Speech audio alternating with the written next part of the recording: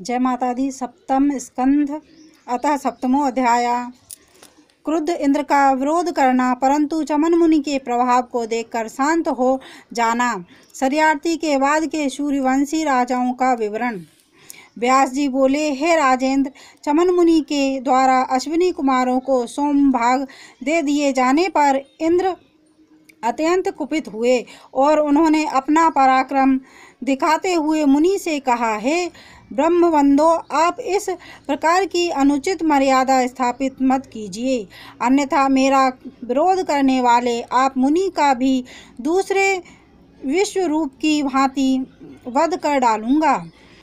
चमन बोले, हे माघवन, जिन महात्मा अश्विनी कुमारों ने रूप संपदा के तेज के द्वारा मुझे दूसरे देवताओं की भांति बना दिया है, उनका अपमान मत कीजिए। हे देवेंद्र, आपके अतिरिक्त अन्य देवता सोमभाग क्यों पाते हैं?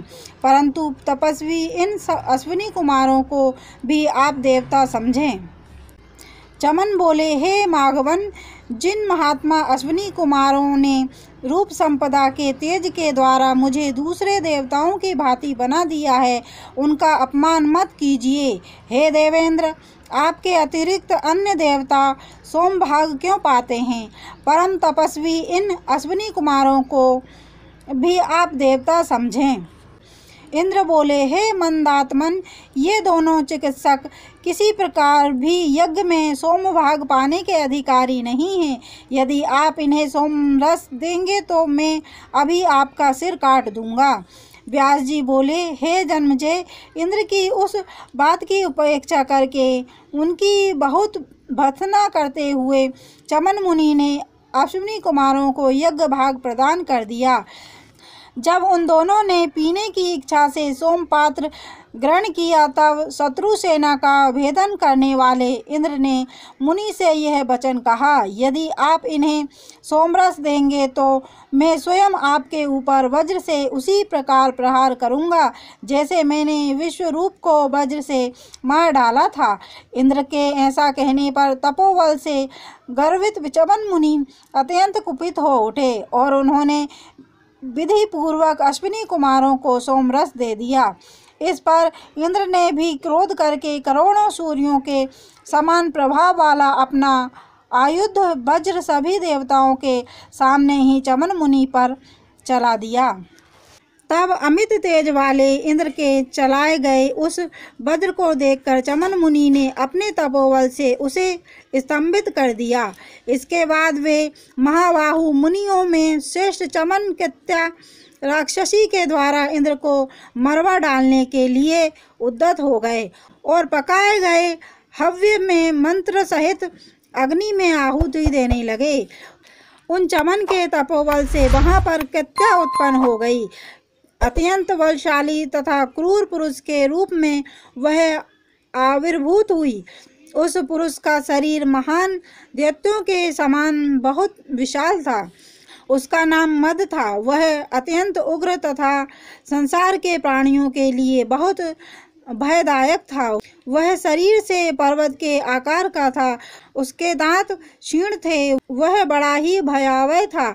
उसके 4 दांत तो 100 योजन लंबे थे और इसके अन्य दांत 10 योजन के विस्तार वाले थे। देखने में क्रूर लगने वाली उसकी दोनों भुजाएं पर्वत के समान दूर तक फैली हुई थी।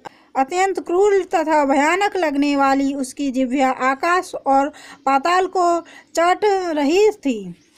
उसकी अत्यंत डरावनी तथा कठोर गर्दन पर्वत की चोटी के समान थी। उसके नाखून बाघ के नाखून के सदृश थे।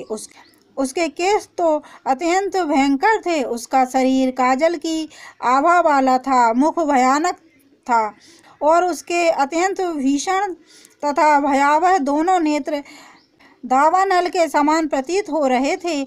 उसका एक ओंठ पृथ्वी पर स्थित था तो दूसरा ओंठ आकाश तक गया हुआ था। इस प्रकार का विशाल शरीर वाला मंद नामक दानव उत्पन्न हुआ। उसे देखते ही सभी देवता शीघ्र ही भयभीत हो गए। इंद्र भी भय से व्याकुल हो उठे और उसके मन में युद्ध का विचार नहीं रहा।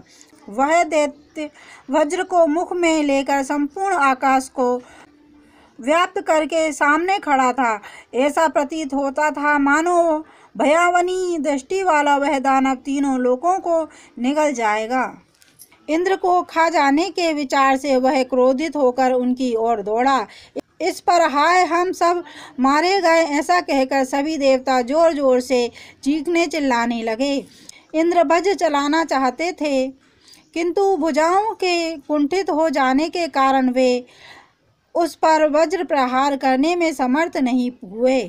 तब हाथ में वज्र धारण करने वाले देवराज इंद्र ने काल सदृश उस दानव को देखकर सामायिक समस्या का समाधान करने में कुशल देव गुरु बृहस्पति का मन ही मन स्मरण किया। इंद्र के स्मरण करते ही उदार बुद्धि वाले गुरु बृहस्पति वहां शीघ्र आ गए। इंद्र की बड़ी दयनीय दशा देखकर तथा मन ही मन सारे कृत्य पर विचार करके वे सचिपति इंद्र से कहने लगे, हे इंद्र, मद नामक इस असुर को महामंत्रों से अथवा वज्र से मार पाना अत्यंत कठिन है। चमन मुनि का तपोबल स्वरूप यह महाबली दैत्य सम्यक रूप से यज्ञ कुंड से उत्पन्न हुआ है। यह शत्रु तुम्हारे देवगणों के तथा मेरे द्वारा भी पराभूत नहीं किया जा सकता। अतः हे देवेश, आप महात्मा चमन मुनि की शरण में जाएं। वे अपने द्वारा उत्पन्न की गई इस कृत्या का शमन अवश्य कर देंगे। आदि शक्ति के भक्त का रोष निवारण करने में कोई भी समर्थ नहीं है।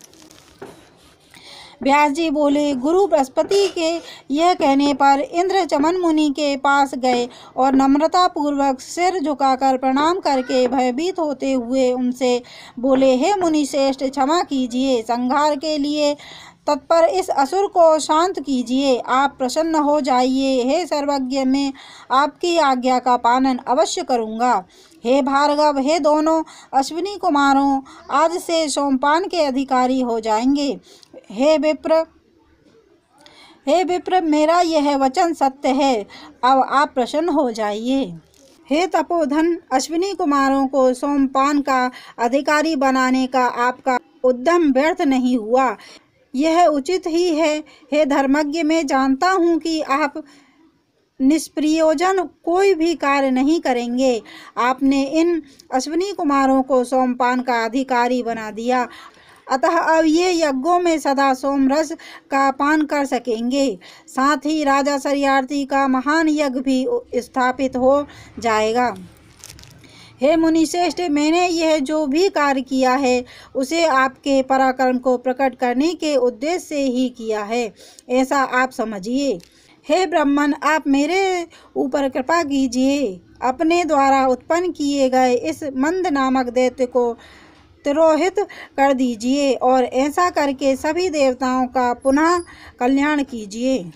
इंद्र के इस प्रकार प्रार्थना करने पर परमार्थ तत्व के ज्ञाता चमन मुनि ने विरोध के कारण उत्पन्न अपने क्रोध को दबा लिया। तत्पश्चात उद्विग्न चित्त वाले देवराज इंद्र को सांत्वना देकर भृगुवंशी चमन मुनि ने स्त्री, मदिरापान, धूर्त और आखेट इन सब में मद को स्थापित कर दिया।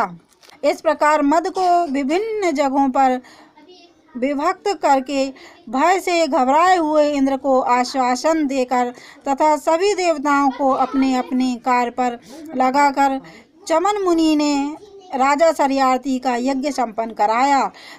तदंतर सभी धर्मों के आत्मा स्वरूप भृगुवंशी चमन मुनि ने महात्मा इंद्र को तथा दोनों अश्विनी कुमारों को परिकृष्ट सोमरस पिलाया। हे राजन, इस प्रकार चमन मुनि ने अपने तप के प्रभाव से उन दोनों शूरपुत्र श्रेष्ठ अश्विनी कुमारों को पूर्ण रूप से सोमपान का अधिकारी बना दिया। उसी समय से यज्ञ स्तंभ से सुशोभित वह सरोवर भी विख्यात हो गया तथा मुनि के आश्रम की प्रसिद्धि सम्यक रूप से पृथ्वी पर सर्वत्र व्याप्त हो गई। उस कर्म से राजा शर्यार्थी भी संतुष्ट हो गए और यज्ञ संपन्न करके मंत्रियों के साथ नगर को चल दिए। इसके बाद धर्म तथा प्रतापी मनुपुत्र शर्यार्थी राज्य करने लगे। उनके पुत्र आनर्त हुए और आनर्त से रेवत उत्पन्न हुए। शत्रुओं का दमन करने वाले वे रेवत समुद्र के मध्य कुश स्थली नामक नगरी स्थापित करके वहीं पर रहकर अनर्थ आदि देशों पर शासन करने लगे। उनके 100 पुत्र हुए, उनमें काकुब्दी सबसे श्रेष्ठ तथा उत्तम था। उनकी रेवती नामक एक पुत्री भी थी जो परम सुंदर तथा शुभ लक्षणों से युक्त थी। जब वह कन्या विवाह के लिए योग्य हो गई तब महाराज रेवत उत्तम कुल में उत्पन्न राजकुमारों के विषय में सोचने लगे। उस समय वे बलशाली नरेश रेवत नामक पर्वत पर रहते हुए अनर्थ आदि देशों पर राज कर रहे थे। वे मन ही मन सोचने लगे, मैं यह कन्या किसे प्रदान करूं? अतः सर्वत्र तथा देव पूजित ब्रह्मा जी के पास जाकर उन्हीं से पूछ लूं। ऐसा विचार करके राजा रेवत अपनी पुत्री रेवती को साथ लेकर पितामह ब्रह्मा जी से वर पूछने की अभिलाषा से शीघ्र ही ब्रह्मलोक जा पहुँचे, जहाँ पर देवता, यज्ञ, छंद, पर्वत, समुद्र और नदियां दिव्य रूप धारण करके विराजमान थे और सनातन ऋषि, सिद्ध, गंधर्व, पन्नग तथा चारण वृंद ये सभी हाथ जोड़कर स्तुति करते हुए खड़े थे। इति श्रीमद्देवी भागवते महापुराणे अष्टादशसहस्रस्यां संहितां सप्तम स्कंदे रेवतस्य रेवतीवरार्थ ब्रह्मलोक गमन वर्णनम नाम सप्तमो अध्याय।